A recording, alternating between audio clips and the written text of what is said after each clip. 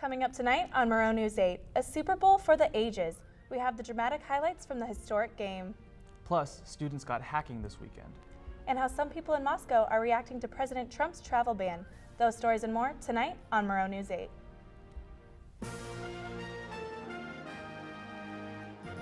From Studio B on the campus of Washington State University, this is Pullman's only nightly newscast. This is Murrow News 8. Hello, welcome back to another edition of Murrow News 8. I'm Holly Moore. And I'm Justin Huynh. Thanks for joining us tonight. This weekend, an anti-immigration ban protest was held at East City Park in Moscow. Jacob Kappas has the story. Are you ready? Are you ready? Community members gathered at East City Park in Moscow this Saturday to protest President Trump's recent immigration ban. Then I turned on the news and I saw people, American or not, showing up at the airports to support their immigrant brothers and sisters. The Stand With Immigrants rally featured a number of speakers who shared personal testimonies as well as words of encouragement for those affected by the executive order. I left Iran for Pullman earlier as the visa process took longer for my wife. I am not sure when I will see her again. I stand with him. Speakers primarily focused on responding as a body of people in peaceful protest, as opposed to violence, with one message in mind: love and unity, not fear. One protester, 5-year-old John LeBeau, and his mother, Ginger Allen, had a message of their own. And I asked John here, who's 5, what sign he wanted his sign to say, and he wanted everyone to know that they could be his neighbor. This rally was significantly smaller than the Women's March that was held 2 weeks ago at East City Park, but was still full of energy and crowd participation. Among the crowd was Libyan international student Faraj Al-Jara. Al-Jara came here in 2014 on a scholarship and is currently pursuing his master's degree. Because he came from a Muslim country. The only thing that you can evaluate people is by their actions, not where they came from or what beliefs they have or what backgrounds they came from. Palouse Proactive, the group that hosted the event, was founded earlier this year and had its first meeting on January 11th. I'm here at East City Park where protesters gathered to express their opposition towards the recent immigration ban. For Murrow News 8, I'm Jacob Kappas. A state of emergency was declared in Boundary County, Idaho this morning after severe weather dropped 18 inches of snow. Citizens are asked to stay off the road and only travel if necessary. The sheriff's office is asking the community for snow removal help. For any emergencies, make sure to call 911. A rally is being held for a Whitman County volunteer firefighter and Purple Heart recipient who was involved in a car crash near Colfax last week.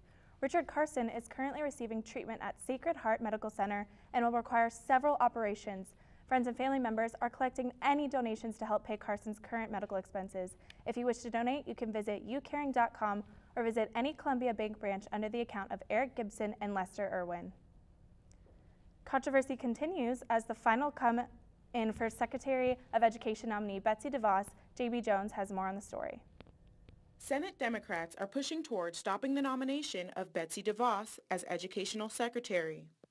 Democrats are in the middle of a so-called 24-hour talkathon today to vote against the nomination.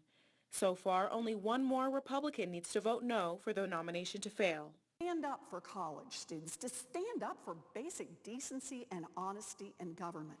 DeVos is a billionaire with no experience in education and is a strong advocate for school voucher programs. There are also demonstrations outside of Washington protesting against the nomination of DeVos. The vote is scheduled for tomorrow. For Murrow News 8, I'm Jamie Jones. WSU reached an all-time high enrollment record with over 28,000 students enrolled system-wide throughout the state for this semester.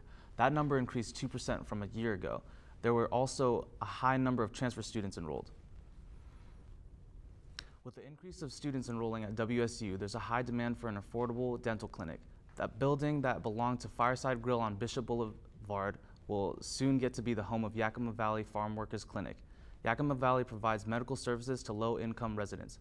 Although it provides multiple services, the organization will provide dental care for residents in Whitman County. There is no set date for the opening day, but we will keep you updated as more information comes in.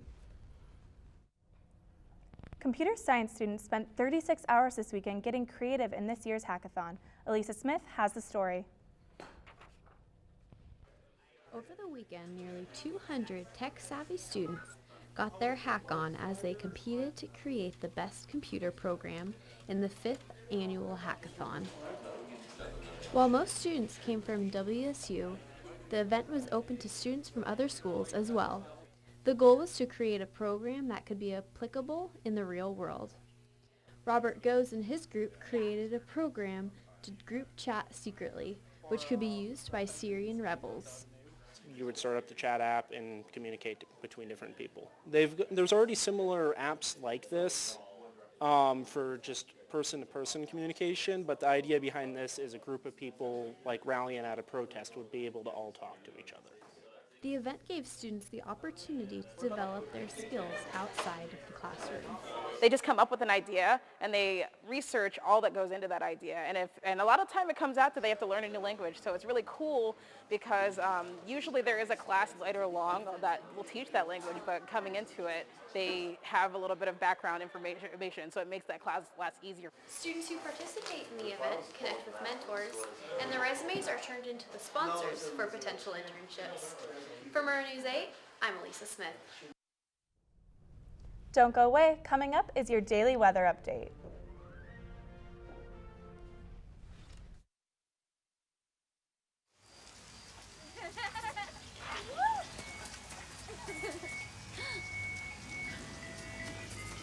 Mom, can we get some ice cream? Please, Mom, please. No, we're having dinner soon. Please.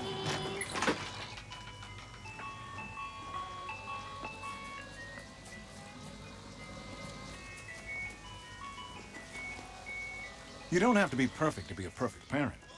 There are thousands of children in foster care who will take you just as you are.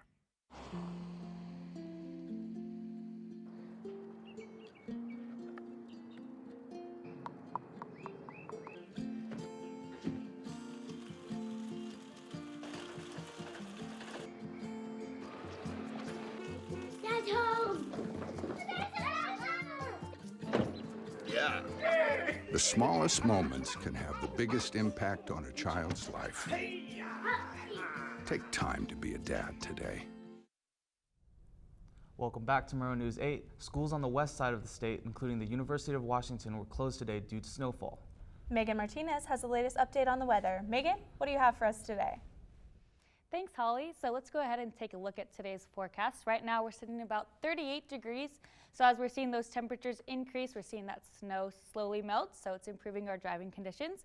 If we go ahead and take a look at tomorrow's forecast, in the morning it's hitting about 33 degrees, and in the evening it's cooling off to about 29 degrees, so it's definitely a lot colder than it was today, so make sure you guys are staying warm.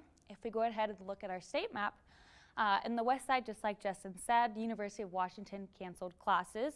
We're seeing a little bit of rain and snow in Seattle. Similar temperatures to Olympia, 38 degrees is a high, and Vancouver is about 41.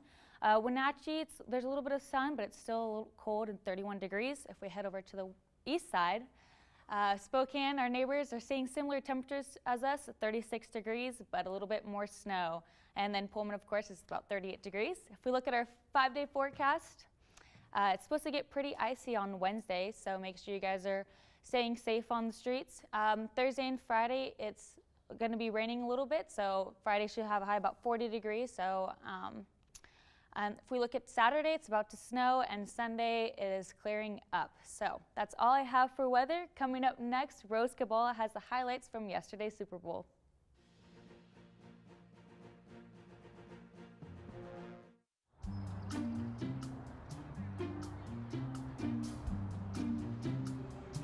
Don't worry, 74 people were picked before me in the NFL draft. To fight childhood obesity, United Way and the NFL are helping kids play at least 60 minutes a day. Okay, time for the team obstacle course. Yay! What this place needs is more healthy kids. To get involved or donate, go to unitedway.org/play60. Now I get it. No more pencils, no more books. No more teachers, dirty looks. School's out for summer. What this place needed was better graduation rates. So we worked with schools like Henry Ford High, and now they're up 18%.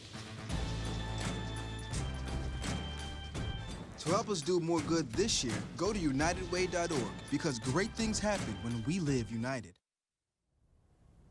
Welcome back to Murrow News 8. I'm Rose Cabala bringing you the latest sports updates. Unless you live under a rock, you know yesterday was Super Bowl Sunday. Most were convinced that the game was over at halftime after the Falcons led 21-0 late in the second quarter. However, the Patriots stunned the Falcons late in the fourth quarter by overcoming a 25-point deficit, forcing the game into the Super Bowl's first ever overtime. James White sealed the deal with a touchdown on the first possession of overtime, beating the Falcons 34-28, making it the largest comeback in Super Bowl history. While many New England Patriot fans celebrated the Super Bowl victory last night, t-shirt printing businesses pulled all-nighters making sure Pat's merchandise was ready on the shelves. Businesses across the nation printed thousands of different prints with frigid temperatures. Thousands of fans lined up outside Gillette Stadium Pro Shop, eager to snag the official Super Bowl gear. The Patriots weren't the only team that walked away with a 6-point victory yesterday. The Washington State women's basketball team defeated Utah by only 6 points with a final score of 61-55. Sophomore Alexis Swedlund scored the 10 points in the final 10 minutes of the game to secure the Cougar Road win. This puts the Cougars at 5-7 in Pac-12 play, and they hope to carry this momentum onto Friday's game against Arizona State.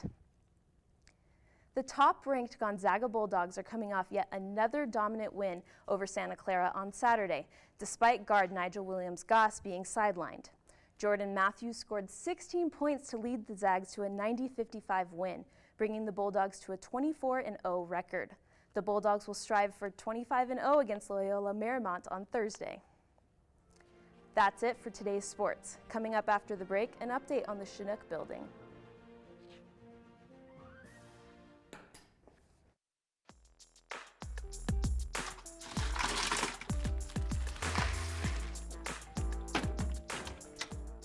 Thank you.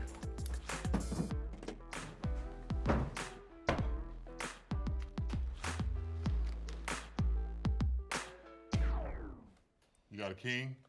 Go fish. In your face, in your face. The smallest moments can have the biggest impact on a child's life.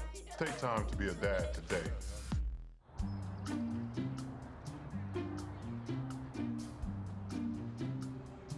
Don't worry, 74 people were picked before me in the NFL draft. To fight childhood obesity, United Way and the NFL are helping kids play at least 60 minutes a day. Okay, time for the team obstacle course. Yay! What this place needs is more healthy kids. To get involved or donate, go to unitedway.org/play60. Now I get it. Contractors for the Chinook building estimate the opening day to be between 1 to 2 weeks from now. It was scheduled to open at the end of this week, but additional inspections must still be completed. The Freshen Studio, which will serve crepes, rice bowls, and smoothies, received their first food shipment, and the furniture is in place. For WSU students looking for networking opportunities and jobs, the Academic Success and Career Center is hosting their biannual Career Expo tomorrow. The event will be held at Beasley Coliseum from 10 a.m. to 3 p.m. Saturday marked the 13th anniversary of the launch of Facebook. Mark Zuckerberg and 3 others co-founders introduced the social media website on February 4th, 2004 on the campus of Harvard University. Now, Facebook touts 1.9 billion users with more than 65 million small businesses using the site to connect with customers. That is all the news we have for you today. Join us every weeknight at 7 and 10 o'clock, and don't forget to follow us on Facebook and Twitter. Good job, guys. Yeah, Nice. that was, That went well. They